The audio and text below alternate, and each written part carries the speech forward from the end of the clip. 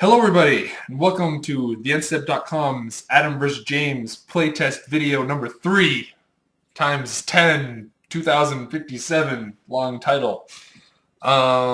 This is James, and this is my deck tech for the deck I'll be playing today, and that I recently wrote about, my Grixis Tempo deck. So let's just go over the basics. My creature suite, I'm still sticking with the 4 Delvers, 4 Snapcasters, as like my super core creatures. Delver's still doing fine for me. Still wins the games. Snapcasters is self-explanatory.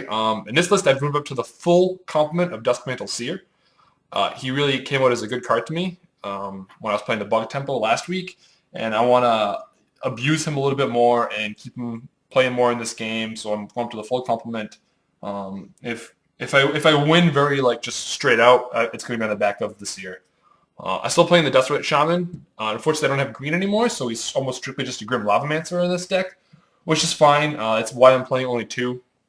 He'll be able to push a lot of damage when he does. Unfortunately, I can't lean on him as much to save me from dire situations, but we'll see if he still holds his own weight. And then I'm playing 1 Augur just to not be so low on creatures and to smooth out some draws, fetch up some instant sorceries that I could really use, and he's generally pretty good at this archetype. But just a one-of. Then moving on to the spells, which is like the whole deck, I am playing 3 Dimir Charms and 1 Izzet Charm. Izzet Charm I now have access to because I'm playing red. And the reason I cut 1 Dimir Charm for 1 Izzet Charm is because they basically kill the same things. But Izzet Charm is a little more versatility in the other areas where, other than just killing, I can counter something that could buy me a lot of tempo or dig for something that I absolutely need. Maybe lands in a lot of cases. Just trying as a one of. To me, it might be worth a 2 of, but we're giving it a play test and see where it goes. Then move on to Searing Spear. One of the main reasons to be playing red. Obviously, I have the full complement. This is mostly to help out my interaction with Duskmantle Seer, like flip a Searing Spear, and they take damage from whatever they got off their trigger, and then I have the 4 damage from the Seer plus another 3 from the Spear that I just flipped. So it's a lot of damage. It's a big swing. And it doubles up as early game removal. So I think Searing Spear has always been excellent in any deck that plays red, so it's an auto include. The 4 Thought Scours for the consistency, and they're awesome in this archetype. Then 4 Unsummons for even more removal for bigger things that they can't handle to tempo you out. It is a tempo deck. They're pretty self-explanatory and they hold their weight. I could see cutting 1 and putting in something else, but I've been pretty happy with them, so I'm not quite at that point yet. 3 Think Twices, mostly you will build them off of your Thought Scours or play them to help you hit land drops. Also another consistency card because I am playing 20 lands. And just a little bit more gas later on. And then we get to the first real questionable bit. I'm playing a lot more black in this list because of 4 Seers. So I'm trying out Victim of Night instead of Ultimate Price. Now it hits pretty much all the main things that I wanted to hit, namely Loxodon Smiter and giant 4/4s or Restoration Inns. It still hits those. It still hits everything that I really care about. It is double black, so we'll see if the mana it becomes an issue. But it is a better removal spell than Ultimate Price for the most part, which is why it's double black. So we'll see where this goes from here. But I'm very happy with the idea of the card, and it should prove to be pretty good as long as I can cast it. It also hits Boros Reckoner and other things that I don't want a Searing Spear, which is really, really relevant and only getting more relevant. Runechaser's Pike is another win condition. Just a one-of, draw it off my Pike. It's very synergistic with my Thought Scours and any other mill cards that I might have or have done to me. The 2 Dispels were awesome last time I played a Tempo deck, and I haven't changed them. As well as my 1 Dissipate. It's my main deck counterspell package. I do have more in the sideboard. And then from there, I'm just the 20 lands. I'm playing 12 Shocks. A lot of black for my Victim of Night, obviously, and not so much blue. The thing that I'm a little concerned about is I am playing 3 islands because I'm playing Delver, and I want to turn 1 Delver that a lot. And there isn't any more blue Shocks that I can be playing on colors. So I have to play these islands, which might be another Dragon Skull Summit.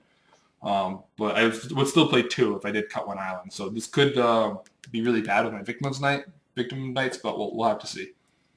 And that's the main deck. So we'll move on over to the sideboard.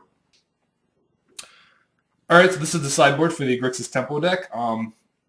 I said in my article that I was much more happy with red in the sideboard department, and this is almost the entire reason why I'm playing red is for stronger sideboard options versus green. So I have Is It Staticaster, which is very, very good when it's good. When the format calls for a lot of X1s, or like, when Peddler's the thing to beat, or Absence Pilgrim or Arbor Elf decks come out, like Staticaster is phenomenal.